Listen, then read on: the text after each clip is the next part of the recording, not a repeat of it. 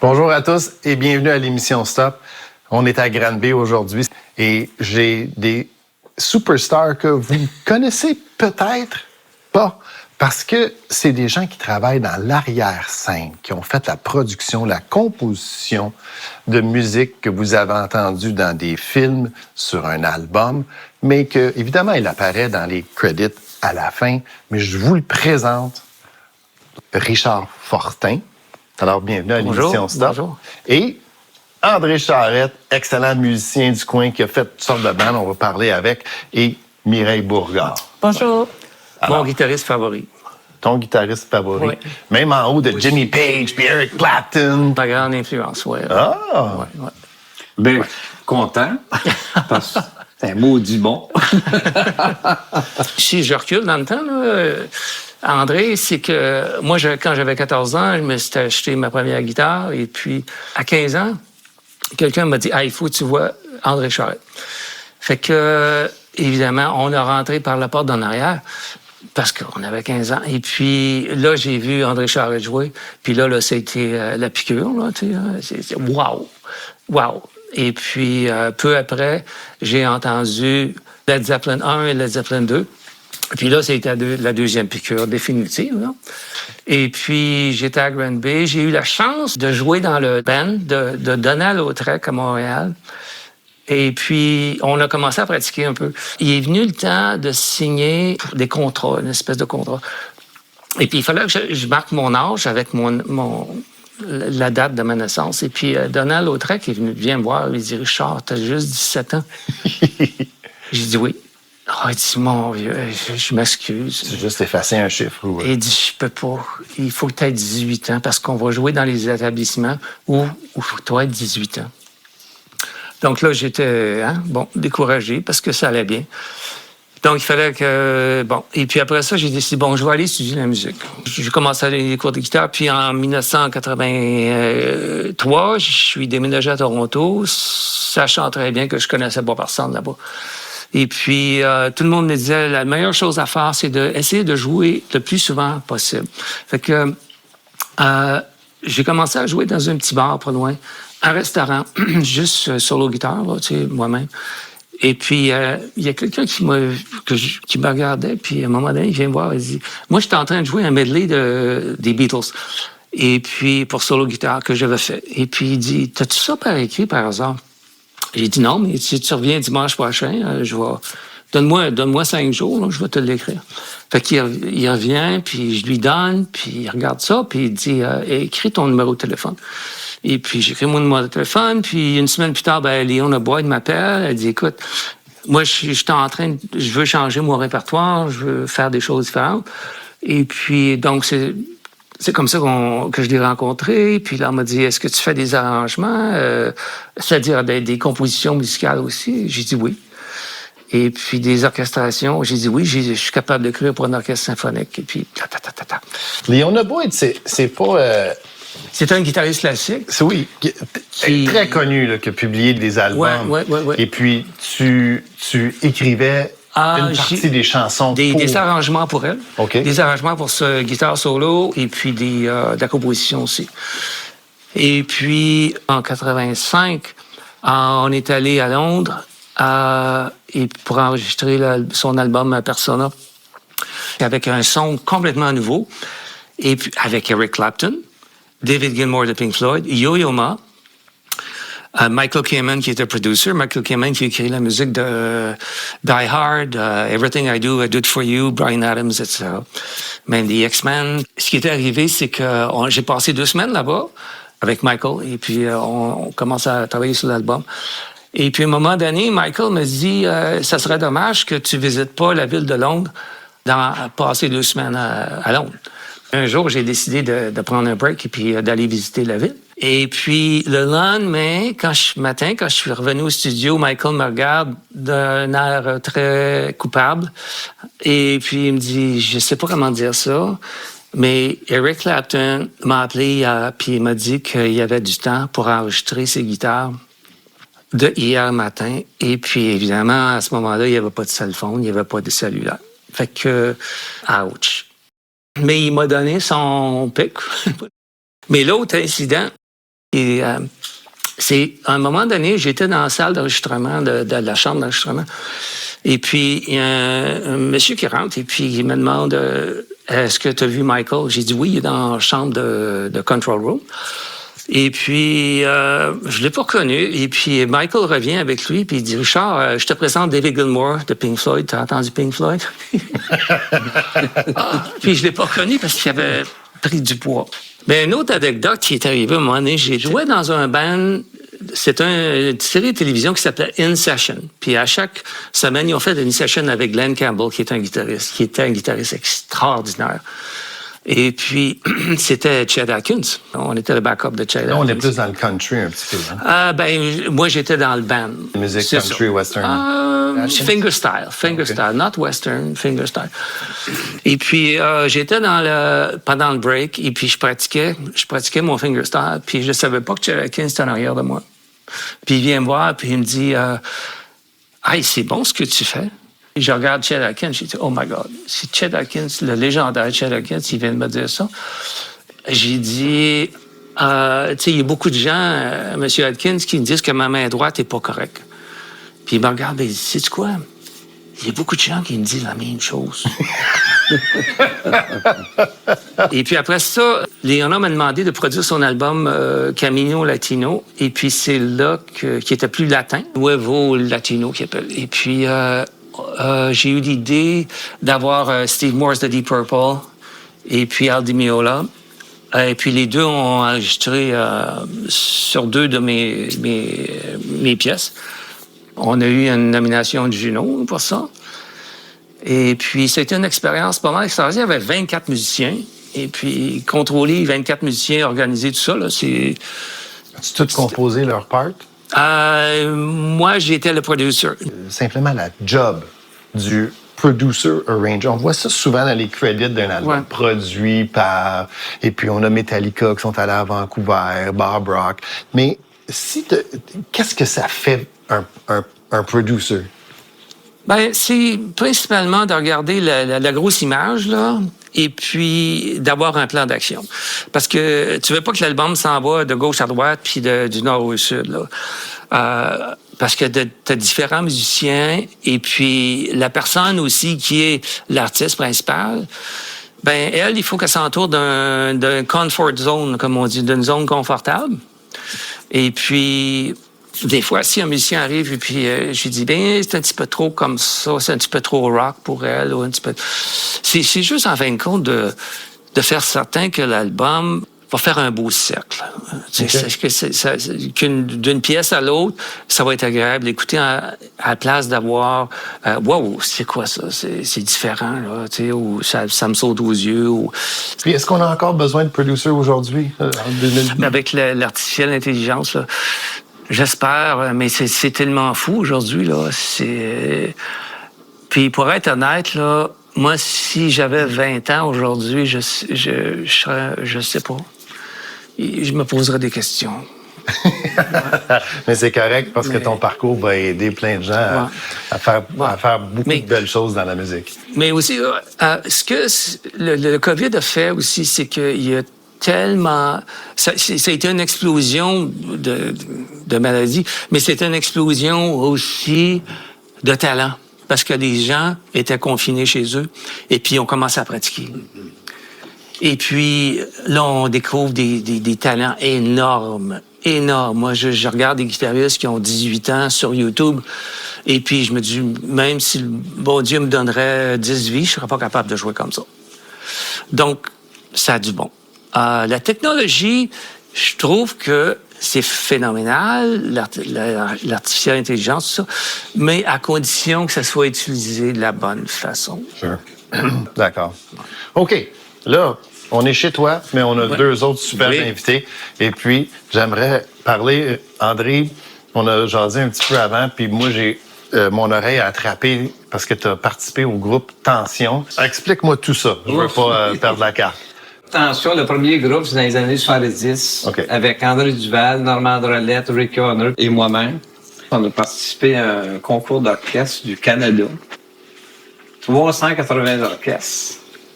Et là-dessus, ça a fini à la Place des Nations. On est arrivé 3e. Wow! Fait que c'était quand même pas pire.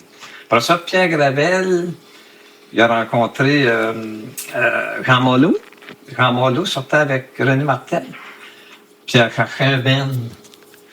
Fait que là, du long faire, autrement dit. Là, on a commencé à jouer avec René durant quasiment pas loin de 10 mois à peu près. OK. On a fait un bon 10 mois. Puis là, après ça, on a recommencé du rock. Puis là, on a engagé Mike Weir. On a changé le nom pour Wisdom. Et puis, après ça, là, on a parti des petits bands comme extension. On a arrêté un petit bout de temps, puis on a reparti un groupe Flush. Et puis, après Flush, ben là, on va arrêter aussi un bout de temps. C'est toutes des pauses. Là, ouais. Il y a toutes des bands, des fois, c'était juste pour le fun. Après ça, on a été un bout de temps, puis on a reparti le Flashback Club Band. On a été, les derniers shows, c'est fait à la Maison de la Culture. Là, on a quand même été 5 ans à faire les 2 anciens groupes, le Flush puis Tension. On a été 5 ans à faire toutes les places. C'était bien plein. Le monde ne nous a pas oublié. C'est pas mal là. On a fini à Maison de la Culture. On a bien fini. C'était plein. Ça a été vraiment le fun. C'est fou. Ça, c'est mon Félicitations, parce que Maison de la Culture, pour remplir, ça prend quand même 200... ça rentre à un bon 200 personnes. Puis j'ai vu la performance sur YouTube aussi avec votre band, là. Puis Highway Star, là, wow, OK. Bienvenue à la Maison de la Culture. Je me présente, mon nom est Donald Jollander, aussi connu sous le nom DJ Blues. Hey, êtes-vous prêts pour une belle soirée de musique? Accueillons chaleureusement The Flashback Club Band.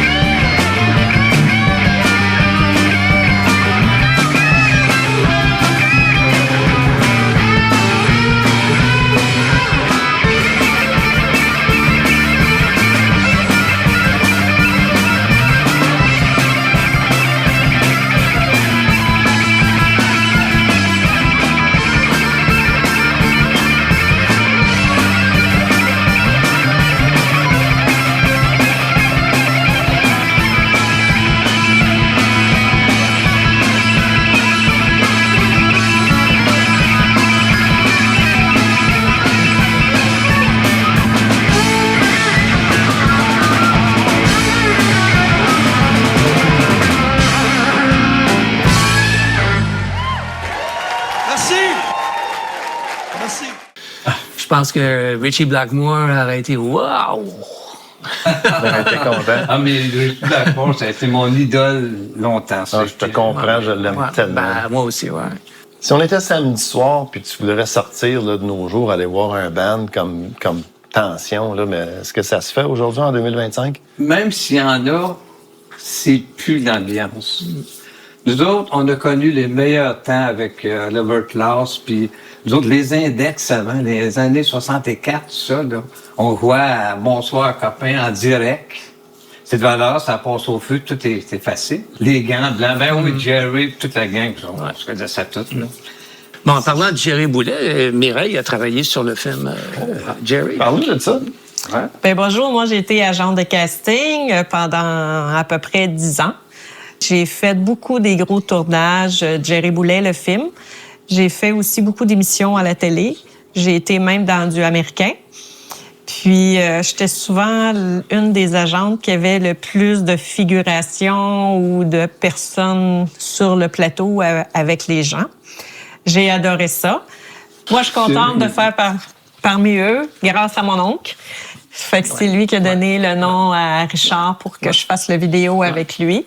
La vidéo de... La vidéo Alibaba Rocky Boogie. Alibaba's Rocky Boogie qu'on a fait ensemble avec Maurice Singfield, qui est un génie parce qu'il est arrivé avec des idées absolument formidables pour la vidéo avec des scènes extraordinaires qu'on n'avait même pas pensé.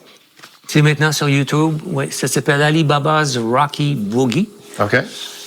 Et puis, moi, je m'attendais jamais à voir de la magie comme ça, comme Maurice a fait. C'est phénoménal. Le produit final est wow.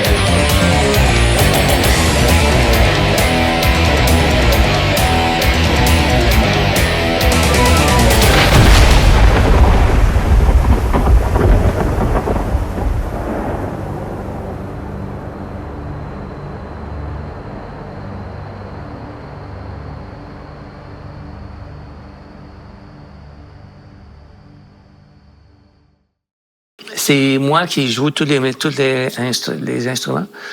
Dis tous les instruments, là, Le keyboard, la bass, le drum, la guitare. OK, tout. tout. Moi, c'est surtout pour les enfants malades, c'est qui est ma priorité.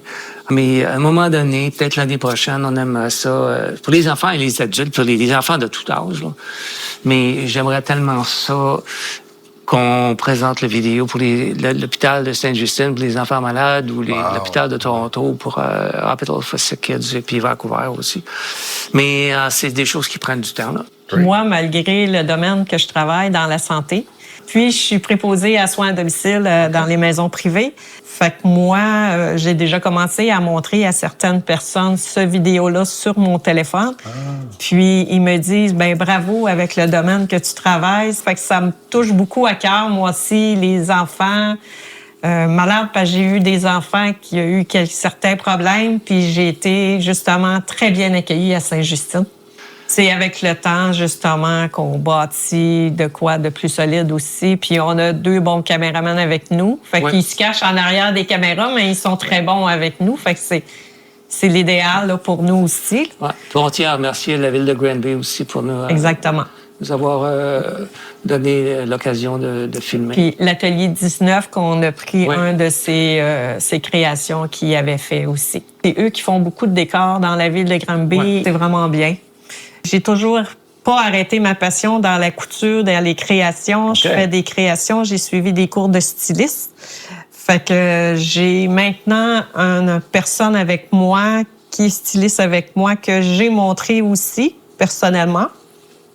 Maintenant, cette année, qui va être en 2026, on va donner pour Opération Enfant Soleil un certain montant parce qu'on a eu un avantage d'avoir des chandails d'une compagnie qu'on va modifier, on va les vendre et ce montant-là s'en va à Opération Enfant Soleil un certain pourcentage. On fait maintenant des petits toutous comme ça pour la Société du cancer. Ah, ils sont super beaux. Celui-là, ben c'est la même affaire, on les vend.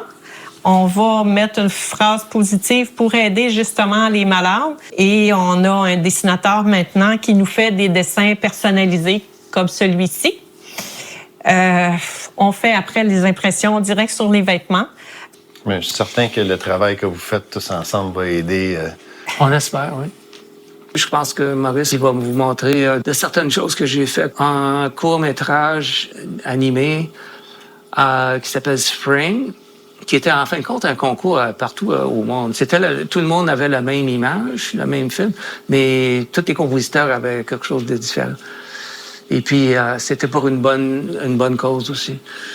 Et puis, j'ai fait beaucoup de musique à Toronto pour les séries de télévision, des short films, beaucoup de séries. J'ai eu mon premier break aussi avec Life and Times de CBC avec Megan Follows, qui est Anne of Green Gables. OK. Ça a été mon premier breakthrough. C'est ça qui m'a parti. Là. C'est comme un jeu de domino. Hein. T'en fais un avec un gros bonnet comme CBC. Puis là, le téléphone sonne. Donc, j'ai fait beaucoup de musique de télévision. C'est ça que je voulais faire. Beaucoup. Tu as même été nominé pour des grands honneurs. Ben, j'ai 7 ou 8 prix que j'ai gagné. 3 aux États-Unis pour le Houston Film Festival. J'en ai un aussi pour la plaque bronze de Columbus, Ohio. J'ai une nomination au Gemini et 2 gold albums, 2 albums d'art. Alors, on va montrer une vidéo que tu as fait avec la participation d'autres personnes, mais surtout que toi, tu as composé et même joué la musique particulièrement. Je veux vraiment vous remercier les 3 pour toute votre expérience. J'apprécie vraiment que vous lâchez pas. On travaille avec la ville, avec les enfants, avec les hôpitaux, puis je vous souhaite beaucoup de succès. Merci. Ben, merci beaucoup. Merci bien. Pour l'émission Stop, je suis Richard Samolhac. À la prochaine.